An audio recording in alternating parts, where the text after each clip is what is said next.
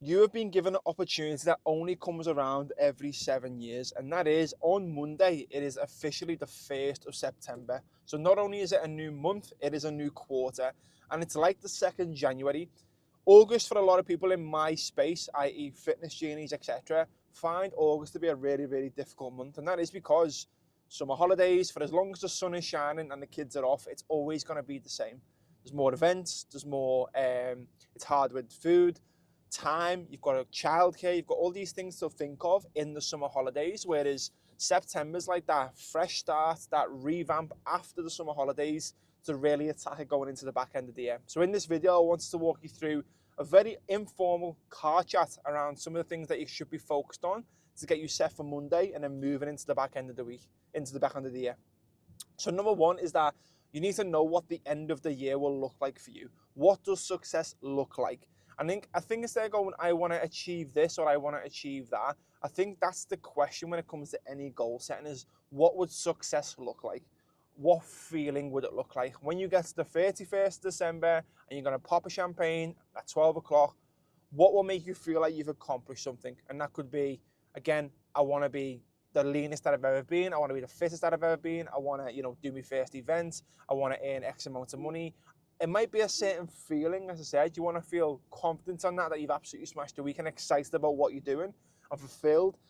That's the one question that I always ask my team is that, what is success going to look like for you? Because that is literally the goal, the North Star. That is the golden nugget that we're trying to get after as much as possible. And then from that point, then you can start to backwards plan. So what are the steps that need to be done in September and then towards the back end of the year as well? Because I'm not just going to sit here and say that because it's September, because summer's out the way, that you're not going to have a clear runway, because no matter what, you're always going to have Halloween in October, you're always going to have bonfire night, you're always going to have Christmas, you're always going to have all these events and holidays that are always going to be there year on year.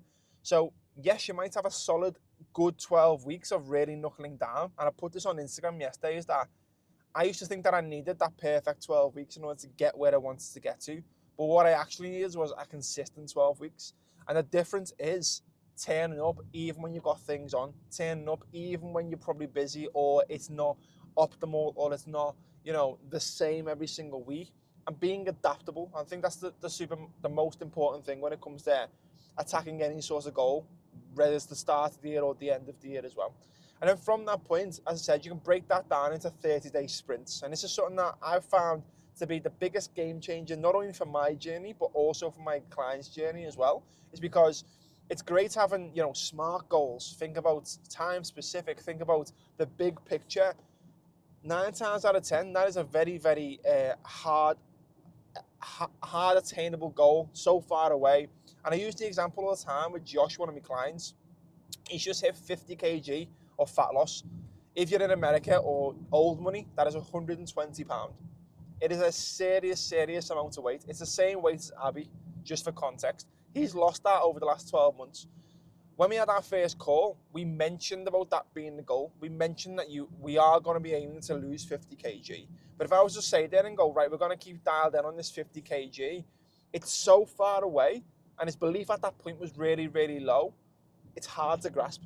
But what you've got to do is you've got to break that down into quarterly, into monthly, and into more chunkable goals in order to achieve that. So if you say, okay, what we're going to do is we're going to aim to lose a kilo literally every single week for the next 52 weeks, which he's done, it's a lot more achievable.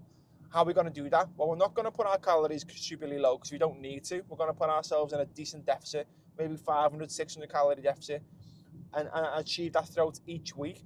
And that's a lot more manageable. So one thing I think really benefits is setting that 30-day goal. And that 30-day goal can be like, I want to be 4 kilos down. It could be, I want to tick off every single session. If you do 4 sessions a week, I want to tick off 16 weeks over the next month. I want to track my step count every single day. Like for me, I want to hit my Whoop target for 165 days. I want to wear it for the full year. So these are things that you can really knuckle down on, which is going to help you build momentum in September to take into the rest of the year as well. So it's super, super important. Probably the most important is to knuckle that 30-day goal. Yes, set the long-term goal. Yes, set the quarterly goal. But the 30-day goal is going to be the thing that shapes that rest of that quarter. So it's something that you really want to be focused on as well. The next thing, I definitely recommend booking an event, booking something in your diary, something that probably scares you, and that could be a Hyrox race, because obviously we're entering a lot of the Hyrox season now. It could be any of these other hybrid races.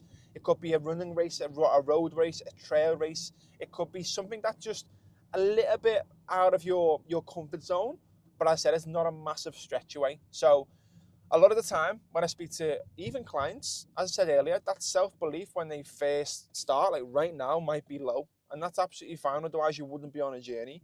Whereas if you say right now I want you to run a half marathon or book a half marathon, that might be really anxiety inducing. It might be really scary, because where you're at right now is not at that fitness level. Why would you book an event in 3 months' time if you were already at that fitness level anyway? So it gives you that focus, that goal to aim towards, to work over the next 8 weeks, the next 12 weeks to attack that goal, which is a little bit further of where you're at right now. It forces change, it forces evolution.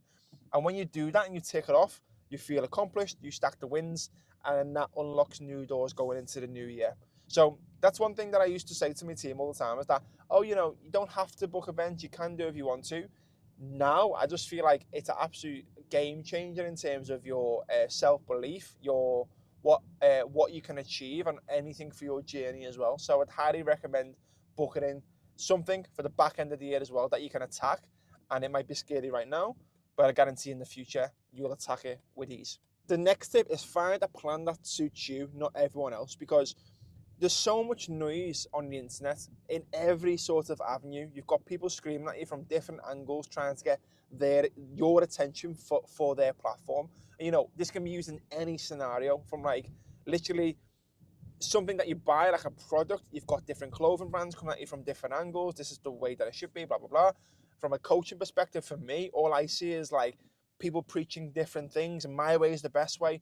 And it's just so much noise across the board. Whereas what you've got to understand is that optimal is only what's optimal for you. And I said this on my Instagram as well, is that I used to look for the perfect program. I used to be like, how can I hit 10 to 20 sets per week to get the most optimal growth in hypertrophy? How could I hit 60 kilometers a week to make sure I'm progressing with me running? How could I hit 2 speed sessions, a fartlek run, zone 2 run, bike sessions, etc.? It's so overwhelming and it's so unattainable as well. Whereas what I've figured out is the best plan is the one that's perfect for you. So for me right now, I'll use me as an example. I'm currently training 5 to 6 days a week, and that suits me down to a T, because every session is no longer than 45 to 60 minutes. I don't do double sessions unless I really, really need to squeeze 2 into one day, which rarely happens. And I spread it out nice. It suits me. Am I doing my optimal 10 to 20 sets? Absolutely not. Am I doing my 60 kilometer weeks? Absolutely not. Am I doing more than one speed run a week? Absolutely not. But it suits my lifestyle, and it suits what I'm achieving with my half marathons, my physique goals, and with my goal of giving me more energy for outside of fitness as well. So the perfect plan is going to be the one that you can adhere to, most importantly. So setting a plan is going to be key to that, because if you're being on a plan, and again, I'm not going to mention any names, but there's big companies and big programs out there that you can go and join, and you do it, and the program is amazing. It is 100%, it works, but for the normal man, for the guy who's trying to balance his family, his fitness, his lifestyle, 6-7 sessions a week is probably not going to be achievable. And especially at the intensity that these apps and these programs are trying to force upon you. The first sessions, you look at them and you go, fuck me, it's going to take me an hour and a half. Do you want me to back squat 6 sets? I need to deadlift. I need to go and run 10 kilometers. I need to do this. I need to do whatever. They're looking to get athletes, whereas I'm a realist. I'm all about how we can get you to be the best person you can be, while it benefits your life and not takes away from it. So figure out what can you adhere to on a minimum basis. For me, it's 5 sessions. I can push that to 6. I can even push that to 7. But every week I know that I'm going to be able to do 5 regardless, because I'll make it happen. Whereas for you, that might be somewhere between 3, 4, maybe the 5 mark. But you want to work in minimums as much as possible. I think for most guys, 4 is the perfect amount of time where you can get a good amount of lifting in and a good amount of running as well. And then how you structure that would be 2 runs and 2 lifts. Pretty simple. And then you can break that even further to be like, I'm going to do a little bit of conditioning in my lifting days to get that little bit of more, we call it specificity. So say you're going into Hyrox, you might do a little bit of conditioning that way. Whatever that looks like, but it's got to adhere to what you can do. You've got to be able to stick to it as much as you can. So find a program that suits you, set the long-term goal, set your intentions, break it down into smaller chunks, and focus on getting after it. And I guarantee you'll have the most successful quarter four. Enjoy.